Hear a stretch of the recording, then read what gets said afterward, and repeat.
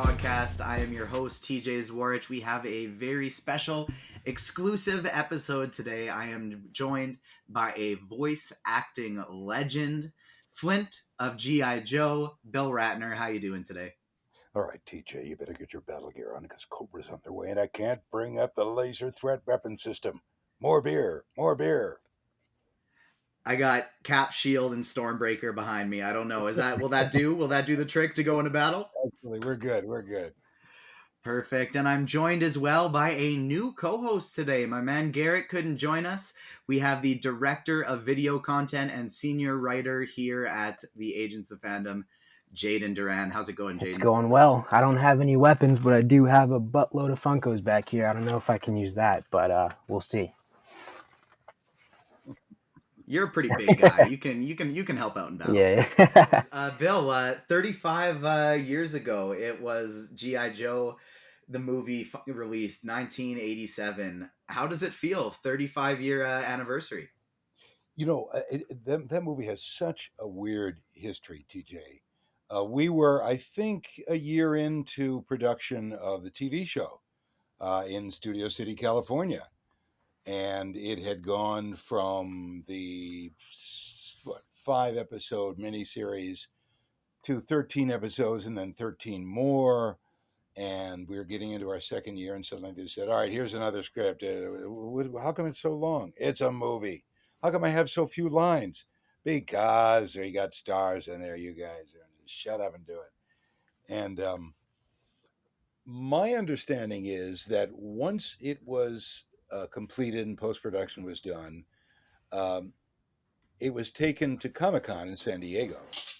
And a bus was provided for fans to ride out to a suburb of San Diego and see a screening the first time ever, the world premiere of G.I. Joe, the animated movie, in which Duke dies.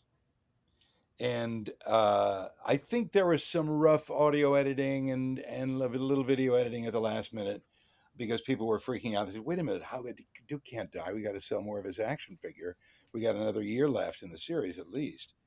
And so it never got a standard theatrical release. It never got a nationwide release.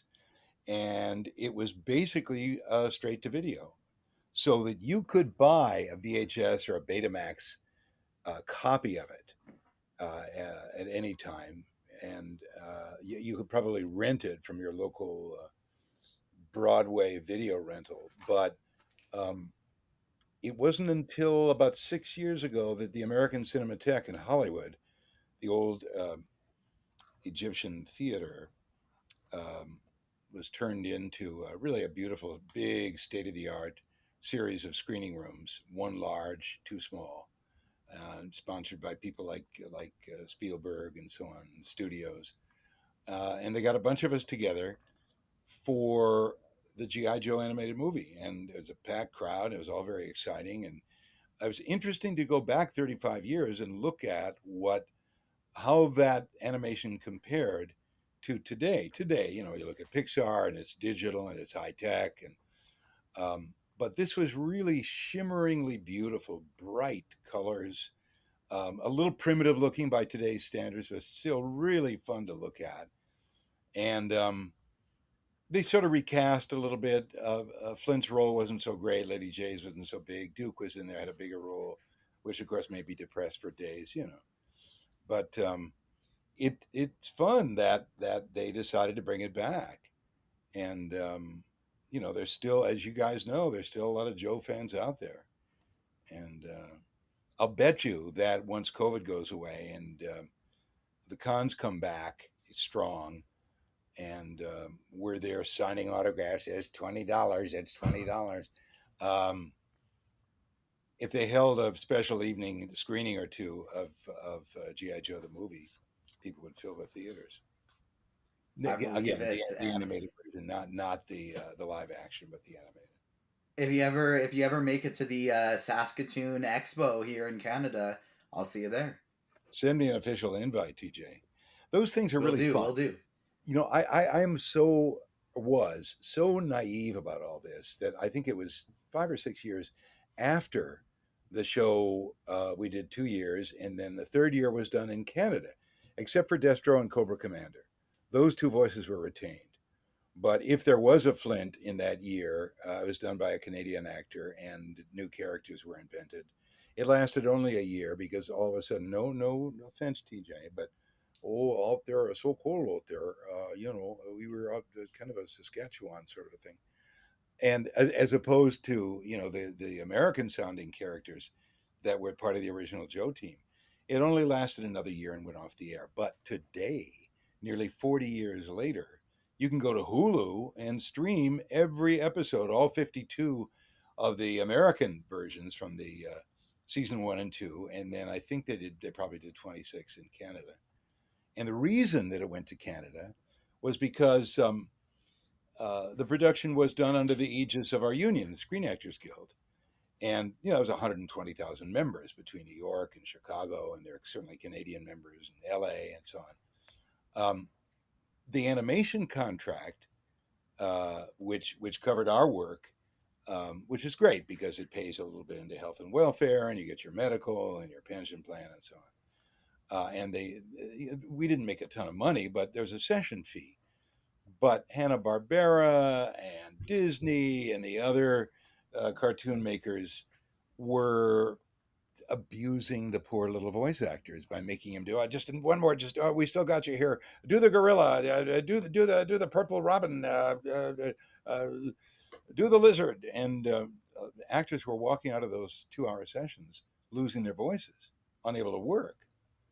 And so the Screen Actors Guild in the next negotiation with the producers, Disney, Paramount, Fox, et cetera, said, we got to limit you to 3 voices. You can have these guys do 3 different distinct character voices per session, but otherwise you got to pay them or just wait till the next session. And they said, why, those lousy creeps, we're not going to do that. You can go on strike. And so the Screen Actors Guild called us up and said, we're on strike. You can't work. No more G.I. Joe, no more Transformers TV shows for a while until we settle this.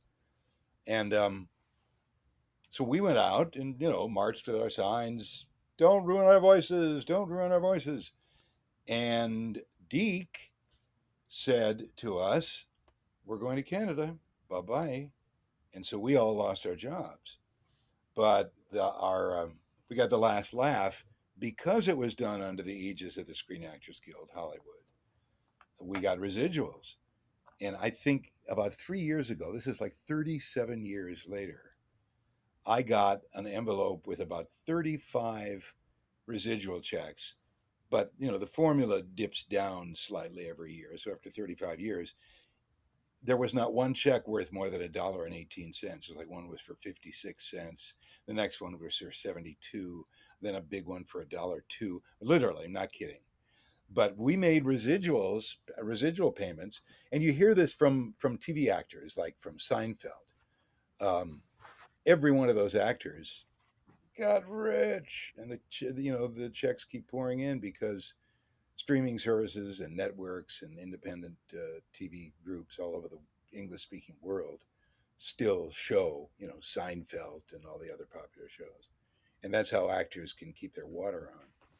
But that's what happened to GI Joe. That was the Canadian American War over GI Joe, and everybody won. Incredible. Dreadful. Here we are 40 years later and we're all winning. Oh yeah, absolutely. So I met a guy at GI Joe Con, was put on by Mattel about 6 years ago in Toledo, Ohio, and he was an older guy because the average, if you guys may not have been born in 1984, but if you were 9 years old in 84, 9 to like 16, that's the key demo. Kids who ran home from elementary school and middle school to watch GI Joe and Transformers every week. But this guy was like in his 70s, and I said, "Sir, you're a little bit out of the demographic." And he pulls out his wallet, and he had a wallet-sized photograph of a new prefab barn in his backyard in Tennessee. And he said, My son watched G.I. Joe, and my grandson loves to play with action figures. So this here barn is filled with G.I. Joe and Transformers action figures. It cost me thousands of dollars. I said, well, that's why I'm here, to buy more action figures. So I thought, great. Good on you, sir. Keep it up. I love that. My room's gonna be looking like this behind me for many many years. It's only gonna get bigger and bigger. Do you guys go to the cons and buy and trade and stuff?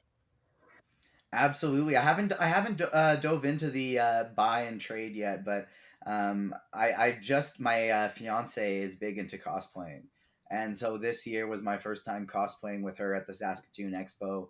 And then we, the Agents of Fandom, have gotten media credentials for Saskatoon, Regina, Calgary, and trying to expand that more throughout Canada as well.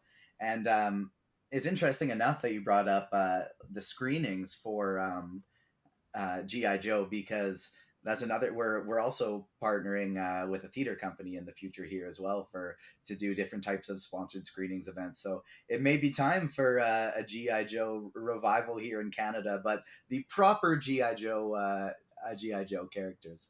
Jaden, I know you go to a lot of cool cons in New York. Oh yeah, definitely. Towards the end of the year, I'm going to the big one, New York Comic Con. That's gonna be real cool. And also next year, not really, I guess, a con, but I'm going to Star Wars Celebration. I definitely plan to do some cosplay there. I really only collect Funkos, but hopefully soon I can get into the trading aspects of it because that's where the fun really happens. Did you say Funkos or Bunkos? Funkos with an F. What are What are Funkos? Funkos? Oh boy. I Oh bet you boy. there are multiple Funkos of Flint from GI Joe uh, that exist out there. We might have to get our hands on one, but they're these little pop toys right here. So it's a 3D. It's an actual toy. It's not a little mini poster. No, no, they're Correct. these Yeah, things it's right a here. it's a All these little. like little bobblehead toys there. So is Funko the manufacturing company? Is that why you call Yeah. them that?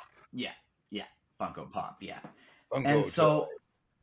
Bill, you've been in this industry for a long time through GI Joe and many other things as well, which we're going to touch on. But we're curious to know, kind of from 2022, from the 80s, how has the voice acting world changed with animated stuff? Like whether it be your day to day life or kind of career in general.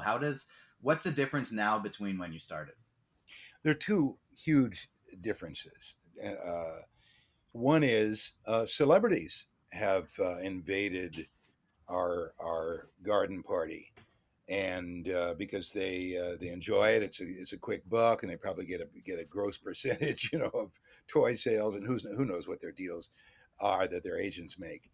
But from the late great Robin Williams to virtually everybody else you can think of, celebrities, on camera movie and TV celebrities, are doing animation for Pixar and everybody else, because they don't have to put makeup on. They just got to drive to Studio City and show up and make tens of thousands of dollars for an hour's work.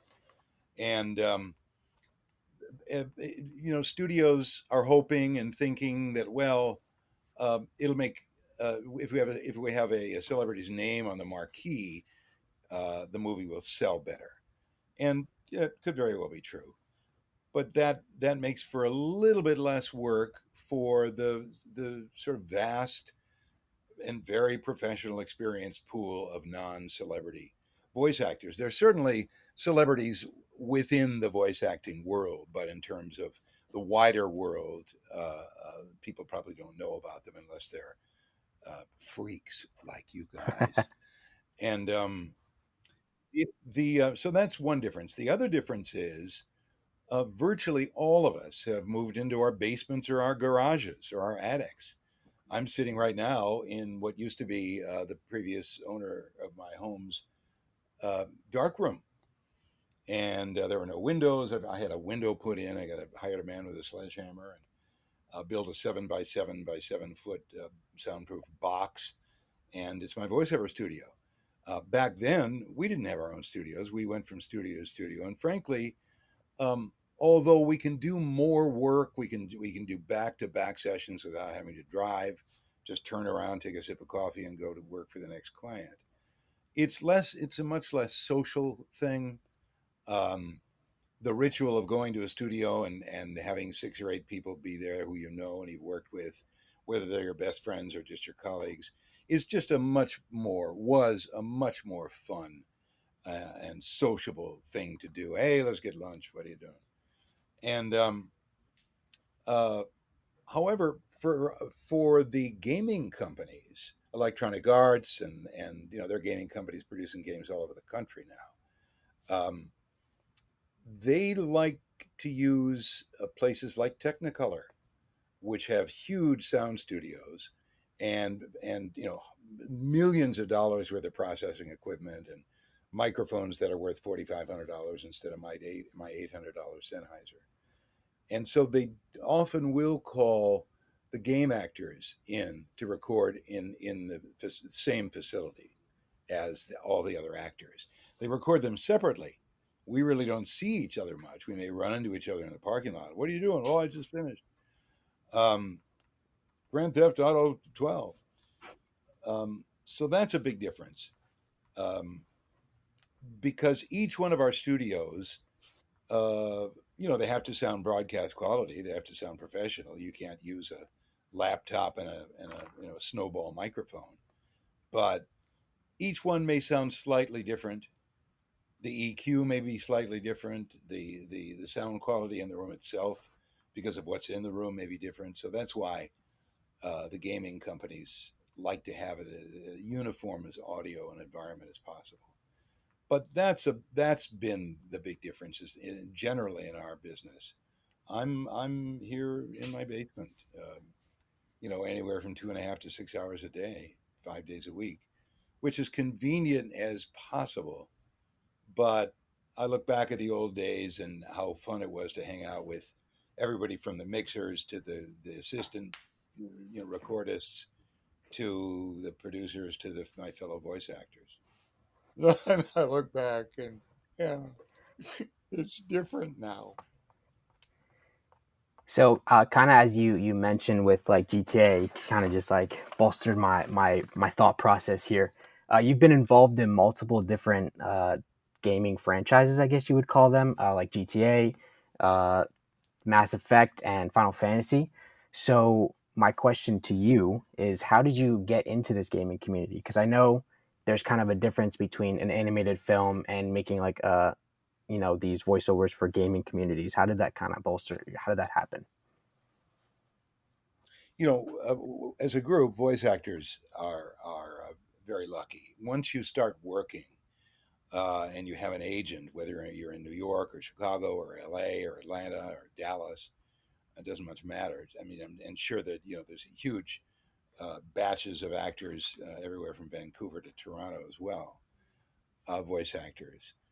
We're quite lucky in that once we start earning money and agents are interested in working with us, the talent agents themselves that specialize, stars have agents. I mean, Johnny Depp has an agent. Sylvester Stallone has an agent. We have specialized agents that many of them do nothing but voiceovers. Some of them will have on-camera commercial clients, but most of them specialize. At least the departments. It could be a larger agency with a voiceover department.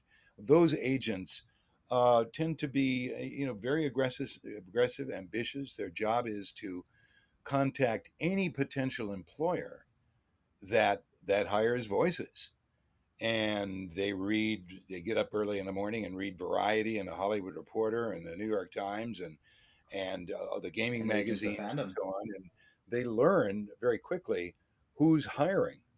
So my agent, which gets me work at CNN, to say tonight on CNN or ABC television or Electronic Arts, which is a completely different industry, um, gets us the auditions. They don't necessarily nail down the work, but that's how most voice actors have gotten into the gaming industry. Not because we're insiders.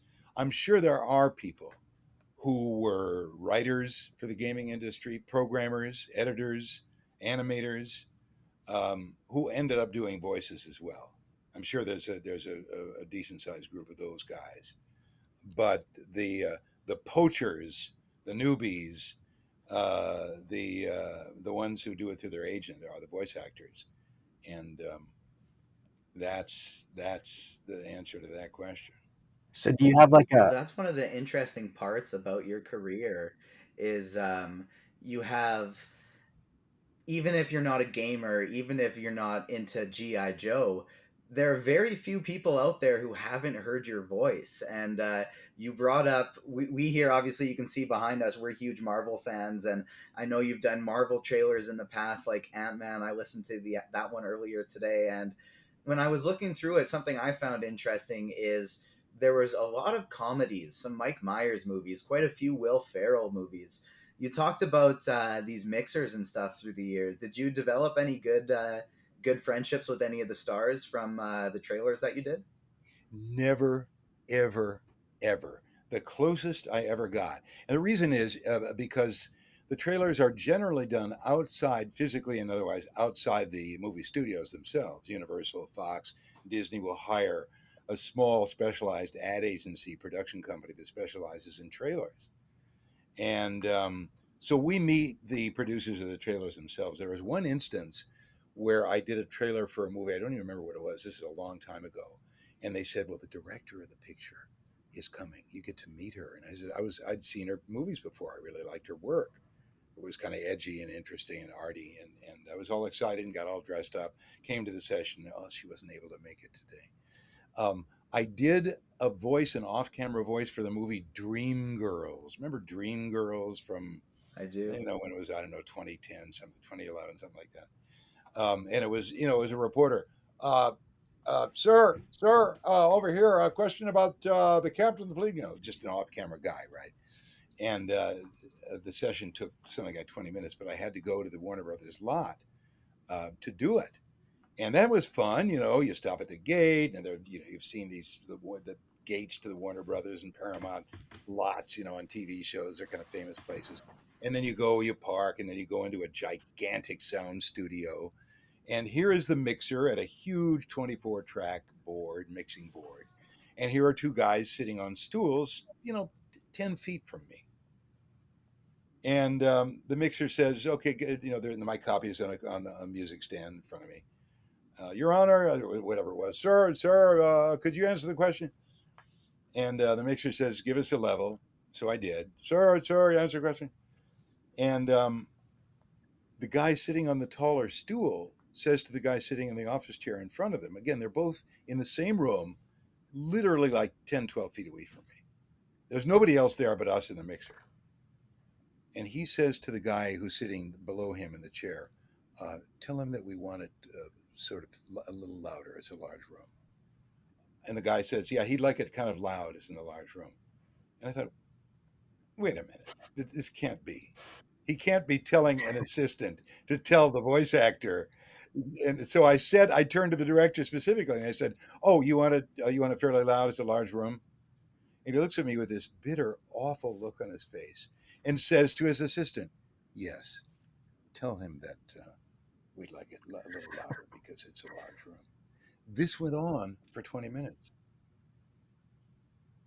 I mean, it was the most amazing experience I've ever had. I had another one like that where uh, this was Fat Albert the movie.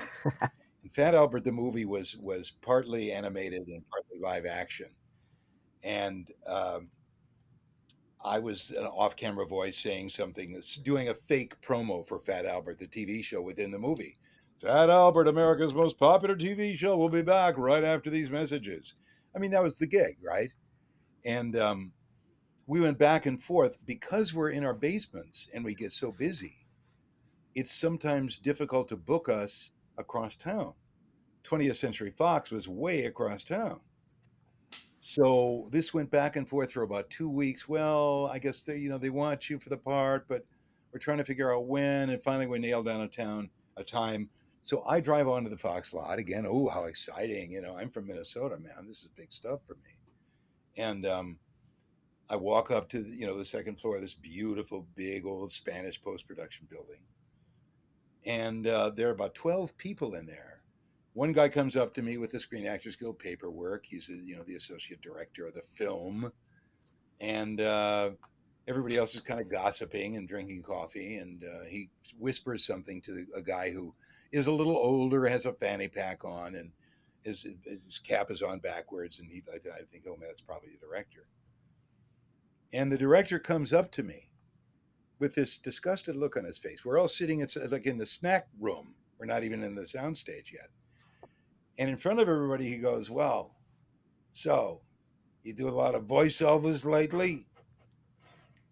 And he was like with an attempt to humiliate the voice actor. I'm going, is this a game? I mean, and everybody, his assistants, the mixer, whoever else was in the room, the assistant director, the dialogue director, whoever it was, all shut up and stared at me. What is this guy going to say? Oh, yes, sir, I sure do. But I thought, I just have to do something. So I said, well, the truth is, I can't do a lot in a day. And he goes absolutely pale and he steps back. And this is a true story. He reaches into his fanny pack and pulls out a prescription pill bottle and pops one in his mouth. And I said, share. And he just is, people are kind of like, oh no, he's going to start screaming. The director, what do we do? He gets up and leaves. Everybody follows him. Nobody says anything to me. Like, here we go. Come on in, follow us.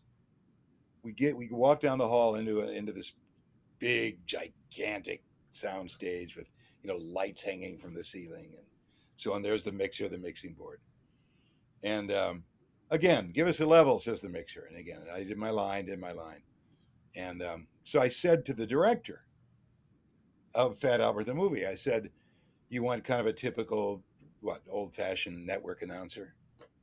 He looks at me with just this disgusted look on his face. He hates me already for punking him with my stutter. And he goes, just do it like you did at the audition. So I thought, hey, I'm making money. I don't care. If I ever meet this guy at a party, I'll spill a drink on him. And so I did 5 takes of my 6-word line.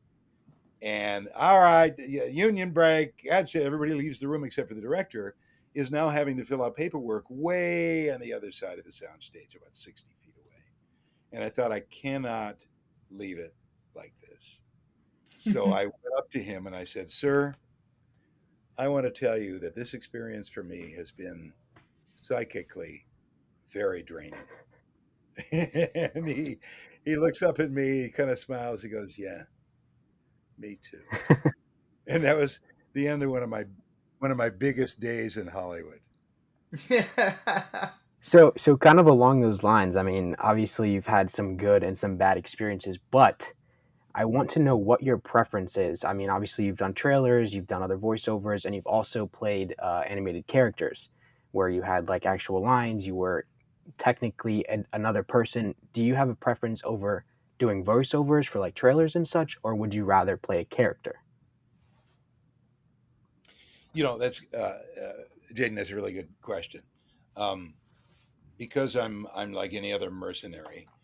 Trailers are great because you're a storyteller. You're doing 30, 40 seconds worth of storytelling within a 2.5 minute film piece. So that's fun and it's hard and but it's also lucrative because I'm not sure about these days with COVID and so on, but up until 2020, um, there you could be doing anywhere from 10, 15, 20, 30, even 40 sessions for one movie, and you're paid each time. And so trailers are great. If I had my druthers, I'd be working on a cartoon series because the actors are in the same room. And they do tell you, please pause between lines. We want the ability and the freedom to edit, but they don't record you separately like they do in the gaming industry. I mean, there may be some animated studios that do, but I think many of them still like to have their actors in the same room at a separate voice stand, with your copy there and your microphone and copy stand and so on. Because it's fun. You're acting. You're doing dialogue with characters. I don't care if the character is a robot or an alien or your wife. Uh, and so you're engaged in voice acting and reacting off that person, and then you can go out and drink beers in the parking lot afterward. But so that's just because of the nature of the work itself. I mean, doing gaming voices is fun because you're working on a character and they're very specific. The directors are all very experienced and they know exactly what they want and they know exactly where you are in the environment, the physical world. Where are you in this moment? And so it's a challenge to you as an actor to go, wait a minute, I'm in a parking lot about to be robbed. No, I'm at the window of a ship looking at the earth. No, I'm in a mall about to sip a chocolate malt. So, that's an acting challenge. But overall, emotionally and work conditions, I'd love to be in a room with a bunch of other actors. And I think it seems pretty clear that like one of the social aspects is one of the parts of your career doing this work that you enjoy so much. And I think that's awesome. And one of the parts of your career that I admire the most is, obviously it's so cool that you've done the stuff in GI Joe and with trailer movies, but the part that I really admire is that here at Agents of Fandom, we talk a lot about mental health. We have a segment up on our site. It's called the Agents of Change, where some of our amazing writers, it's headlined by one of our senior writers, Lily. They talk about how oppression in the world affects others. And you've done a lot of work with grief. And I'm curious what throughout the traumatic events you've had in your life, what kind of inspired you to want to talk about them to help other people and not just kind of keep that for yourself? What really started it, thank you, TJ, for asking that. What really started it was G.I. Joe. Um, I had no idea until I walked into a comic book store in New York City on vacation how popular the action figures were and how much money Hasbro was making. One of the first things that was said to us in the first recording session for G.I. Joe, the TV series, was no one dies in G.I. Joe because parent groups have protested. And also, um, I'm supposed to tell you that you might want to buy some Hasbro stock. And we all looked at each other and laughed like, wait a minute, is this a sales convention? Had I spent $100 on Hasbro stock when we first started, and the GI Joe team consisted of only 8 people, 5 years later, my $100 would have been worth about 900. And I thought, wait a minute, my kids went to a kids camp in New Hampshire, and we did a thing on GI Joe, and I asked these kids I was working with, if you were to buy every single action figure and every vehicle of just GI Joe, not let alone Transformers, how much would you have to spend? And I think they said something like $1,800, which today is more like you know $3,800. And uh, Ronald Reagan, a Republican president, was president at the time, and he was able to deregulate the Federal Communication Commission so that advertisers could advertise virtually anything and any action figure they wanted in any children's show. And these were beautifully produced, high powered, researched commercials aimed at children. So I thought, my dad was in Oh, I advertising. remember them. Yeah, my I dad was remember the action advertising. figure commercials. That's what built this room right here. Yeah. And it was Marvel that produced the first commercials for the comic books, but they made sure that the comic books looked exactly like the television show. And it was illegal for them to advertise the action figures. They advertised the GI Joe comic books that Hasbro made a deal with Marvel over. Make our comic books, and we're doing these characters. So my dad was in advertising. He was a creative director and a funny guy, and spent a lot of time with me. We watched TV together, and he would analyze the nature of television advertising to children. So by the time I was 6 years old, I knew that the makers of TV were not necessarily to be trusted in terms of what are they selling me? Why are they selling it to me? Do they love me like the kids TV host is pretending that he does?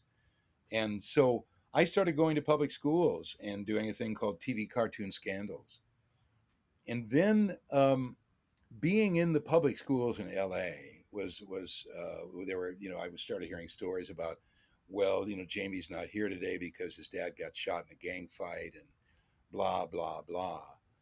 So, a long story short, I became certified as a volunteer grief counselor and ended up back in the public schools, not doing TV cartoon scandals, media awareness for children, but grief counseling with small groups of kids who'd lost somebody to death, like I did when I was a kid. It was natural causes. It certainly wasn't gang fights, but so, and that has given me so much insight into the lives of American kids and into the lives of what's it like to grow up as an adolescent today, and into what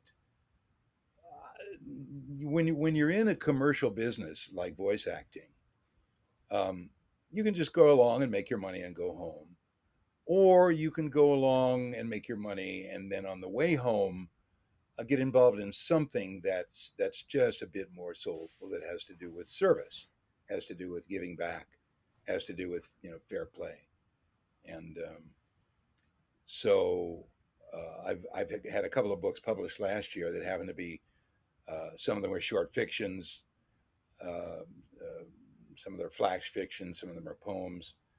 I happen to have a copy of "To Decorate a Casket" by Bill Ratner. And the other I'm most proud of, with me on the cover at age 6, Fear of Fish. Ladies and gentlemen, Fear of Fish, available at bookstores near you.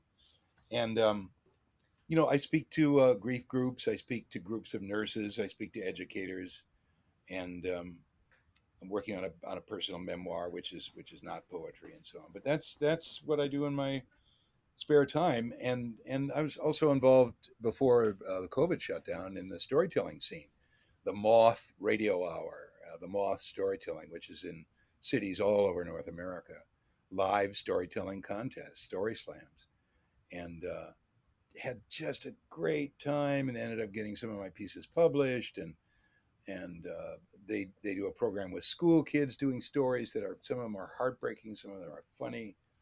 So there's and being in the storytelling scene affects your voiceovers, affects your ability to perform. And the great Don LaFontaine, whose voice you can Google Don LaFontaine, was known as the $6 Million Man. He did every movie trailer, every television promo for about 15 years in Hollywood. Gave me some advice. He said, I know why you do voiceovers, Bill. You got a nice voice, but you're not doing it from your heart." And I went, "Uh-oh, busted." And he said, "Just take a volume of poetry in your studio and just read it aloud, listen to yourself, and do it from your heart." So I said, if I could make 1/10 the money this guy's, I'll go grab some poetry and go into my studio. So that kind of started it as well. It's just a different language. Language is broken up. It's not available now. A Ford F-150. The language there is geared to get you to buy. It's not particularly creative. So, but for a voice actor, you want to be able to expand your palette of colors, and that's so it's all part of it, from poetry to to grief work to career day in elementary schools. It's incredible, and you're preaching to the choir. I'm also, on top of being editor in chief of Agents of Fandom, I'm also a teacher, and I have Oh, aspirations to eventually get into counseling. So we definitely may have to stay in touch for some potential collaboration opportunities in the future. And it's kind of what I appreciate. This is why I said this aspect of your career inspires me so much, because as I'm sure you can tell from behind me, I grew up on Spider-Man, and it was inbred in me since I was a small child that with great power comes great responsibility. And so when you have a platform, when you have gifts, it's important to use that to you have a responsibility to use that for the better of humankind. And so I think that's really incredible. But from a less sentimental side, from more of a business perspective, we can't let you get out of here without, you're talking about um, liking to be creative and stuff like that, a challenge. Well, like, we don't have a script here. I want some Agents of Fandom promo from the legend himself, telling people to listen to the podcast and check out the website. It's TJ and Jaden. Today on Agents of Fandom, Fandom, Fandom, Fandom. Agents of Fandom. Available now at an online outlet near you. Agents of Fandom. So TJ, definitely let's stay in touch. I do some work. I do some free stuff for teachers, because they're producing a video in class, or they're doing an audio project, or they're doing something online, or whatever. What level do you teach? So I've done everywhere, grade fifth grade through seventh grade, and this year I've been on a since January. I've been on a medical leave this year, but I'm going back in September to a, I believe, 5-6 split. And so something a kind of a segment I really like doing is called it's basically just Ask the Expert, where we bring in a expert from a field and they get to talk about their experience and promote. If they have something to promote, they can promote it, but if not, just like talk to the kids about their experience in that field and important lessons they've learned throughout their life. So that would be pretty darn cool if we could link up again sometime. Oh, I do it in a second. Do a Zoom for kids. I've done that for sure. I had I don't know how much time we have, but I had a very interesting conversation at this GI Joe Con that Hasbro put on years ago, and I was sitting at a table. We were asked to go up and just sit down at any table and talk to whoever's there. And there was an older woman and her husband, and their son was a 30-year-old guy.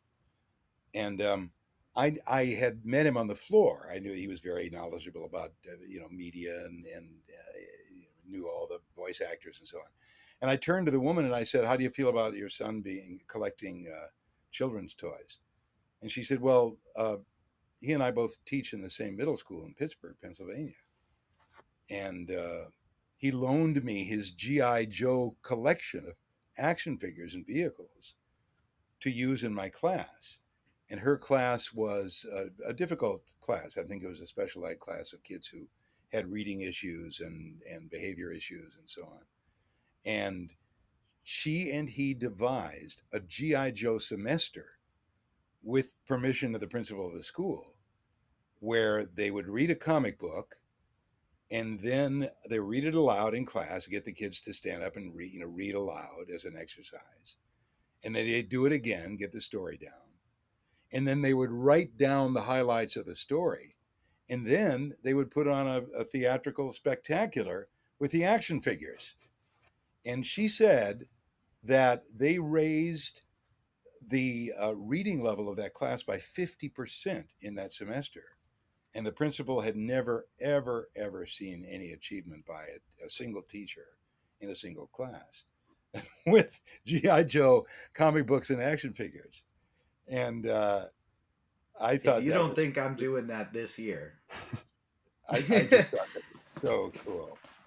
that that might have to get added to the toolkit for this year. And I love that so much, because especially when you look at 2022 in comparison to how things used to be, well, like, memorization of facts isn't near as important as it used to be, because all that information is out in the world. And what's far more important is learning how to access that information and dissect what is good information versus misinformation. And the biggest thing is just giving kids somebody to look up to and getting them to enjoy school so that they want to learn. If you give them, as long as you make that an enjoyable place to be and a safe place to be, you get the results. And so I love that you add in some fun to the teaching. I think that's absolutely fantastic. I had a cousin Bill, who, oh, you guys got to go. no, feel free to go ahead.